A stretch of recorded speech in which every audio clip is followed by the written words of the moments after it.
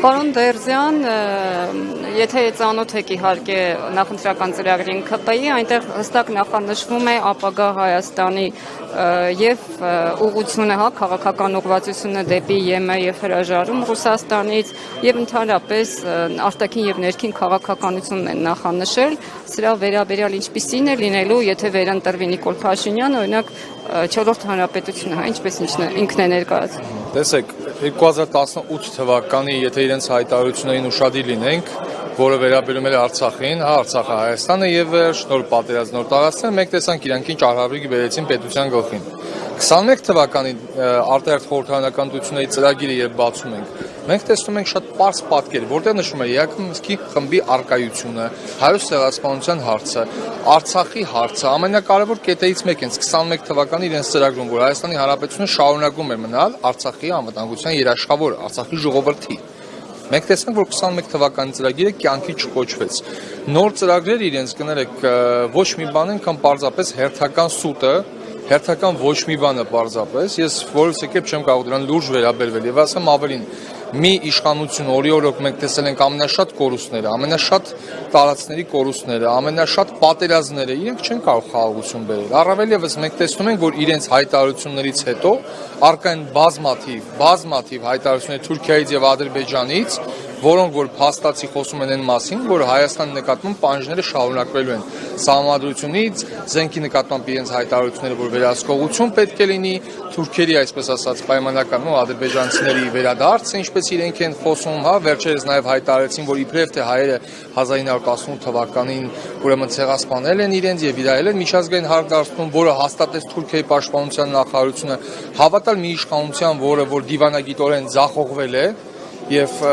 բոլոր առումներով պարզապես տապալվել է, մեղմ ասած լուրջ չէ։ Ես չեմ կարող իրենց լուրջ վերաբերվել։ Իրենց խոստումները պարզապես հեքիաթ են։ Դա հստակ փաստ է։ Եվ պարոն Դերզյան, կուսակցությունը ինչ ձևաչափով է գոյատևելու, եթե չի մասնակցում ընտրություններին եւ փաստորեն խորհրդարանական կյանքում ներկա չի լինելու։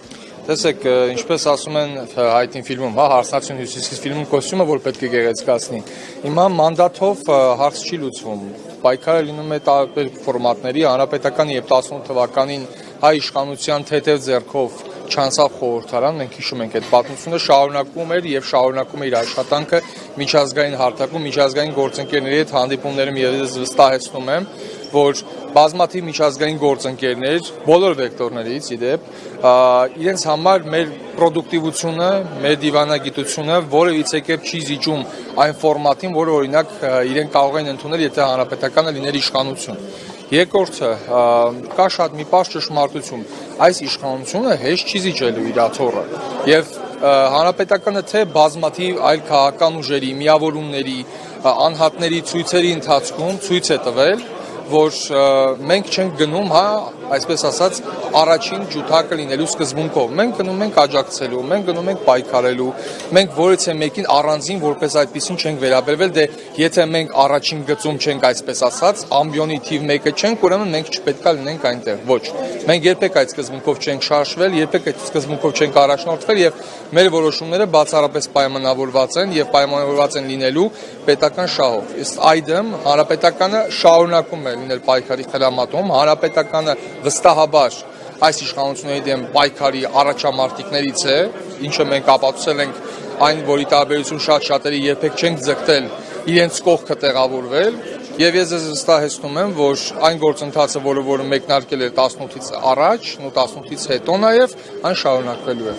Դերզյան, երկու վարկած է շրջում, հանրության շրջանում եւ քաղաքական շրջանակներում, թե ինչու չի ուզում մասնակցել հանրապետական կուսակցությունը, փարատեք, այդ մտահոգությունները։ Մեկը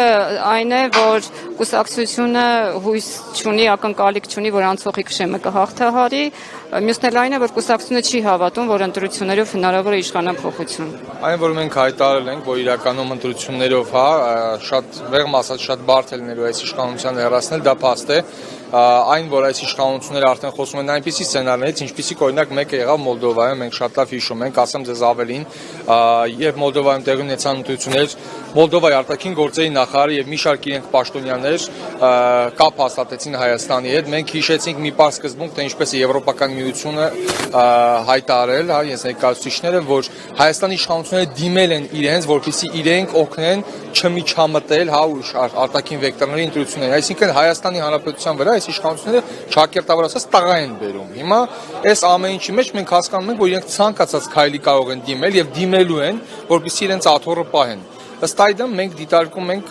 պայքարը որպես այդպեսին եւ ի սկզբան դիտարկել ենք ոչ մենակ ընտրություններով։ Որովհետեւ հա ինչ որ թթուխոս կամ այլ բան ես չեմ ցանկանում ասել այլ քաղաքական ուժերին, որոնք որ մասնակցելու են ընտրություններին, բայց կան ուժեր, որոնք որ մասնակցելու են ընտրություններին եւ իրենք ունեն շանսեր եւ բնականաբար դա շատ կարևոր է համատեղել միքս անել, այսպես ասած, փողոցային պայքարի հետ որպես իշխանության նկատմամբ ճնշում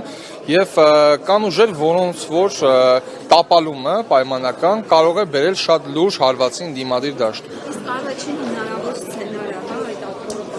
որը կլինի ընտրություններից ընդառաջ, ցանկացած սցենար, ցանկացած, նա կարող է պարզապես ուժեր լինի չթողի ընտրությունների։ Մենք տեսնում ենք սցենարը օրինակ բացառում են։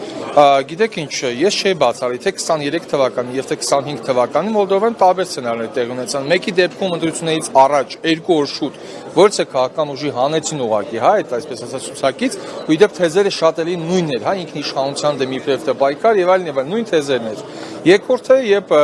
ուժեր կար, որոնց պարզապես չգրանցեցին։ Այսինքն Հայաստանում ցանկացած սցենար հնարավոր է հաշվի առնելով, թե Հայաստանում ինչպես է ժողովրդավարությունը զարգանում, հա, 10 տարեկան երեխային դատելով, կալնավորելով, ինչպես են գրառումների համար մարդկանց փակում ամիսներով։ Մենք հստակ ականատես ենք լինում, սա լիբերալ ֆաշիզմ է, ոչ այլ բան։ Եվ բնականաբար այս իշխանությունը իրենց աթոռը պահելու համար ցանկացած քայլի պատրաստ են դիմեն եւ վստահաբար դիմելու են։ Այսինքն հնարավոր է որ նաեւ կուսակցությունների չգրանցեն։ Իրենք շատ հանգիստ կարող են կուսակցությունների չգրանցել, իրենք շատ հանգիստ կարող են ընտրություններից առաջ մասկի շոու կազմակերպել եւ փորձելով, հա, քաղաքական ուժերի, անհատների, քաղաքական գործիչների, այսպես ասած, քաղաքական ողնաշարը կոտրելու համար գնալ ցանկացած քայլի։ Իրենք հասկանում են, որ ընտրությունների հետևանքով սա ոչ թե պարզապես մի իշխանություն է, որ 5 տարի մնաց հիմա պայմանական դիակ կմնա, դիակ կգնա, իրենք հասկանում են իրենց հանցագործությունները, ինչ հանցագործություններ են արել, որ իրենց սրտի դատավորները վաղ իրենց են դատելու, իրենց սրտի քննիչները իրենց քրեական գործերն են քննելու։ Դա հստակ փաստ է։ Իսկ երբ Նիկոլ Փաշինյանը գրեթե ամենօրյա ռեժիմով եթեր Facebook-յան եւ դիմում է որոշ քաղաքական ուժերի նրանց ասելով, որ իրենք այսպես ասած պատերազմի աստվածներ են։ Ինչ որ վտանգ է տեսնում պատերազմի Նիկոլ Փաշինյանը եւ մեղավորներ, պատասխանատուներ փնտրում, թե սա այլ բան է։ Տեսեք, Նիկոլ Փաշինյանը խոսում է պատերազմներից, այն դեպքում, որ ամենաշատ պատերազմները ինքն է մեր գլխին բերել, ամենաշատ արհավիկները ինքն է բերել, դա փաստ է։ Դա ոչ թե կարծիք է, ոչ թե քաղաքական դիրքորոշում է, դա հստակ փաստ է։ Եվ հիմա խոսել այն մասին, որ ինքը կարող է բերել խաղաղություն, բացառված է։ Մենք հիշում ենք, որ դիվանագիտության մեջ կա մի հատ շատ հստակ սկզբունք։ Այն պրոցեսները, որոնք որ իրենք տարել են, որևիցե կերպ կապ չեն ունեցել Հայաստանի Հանրապետության պետական շահի հետ։ Դա բացառվում է։